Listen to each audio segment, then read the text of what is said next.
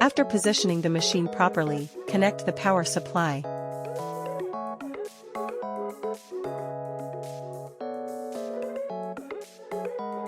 Mount the feeding rack onto the main machine.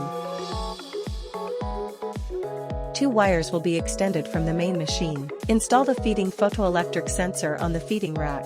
Connect the other wire to the rack motor.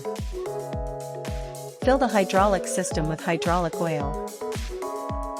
After loading the material, install the rack motor belt.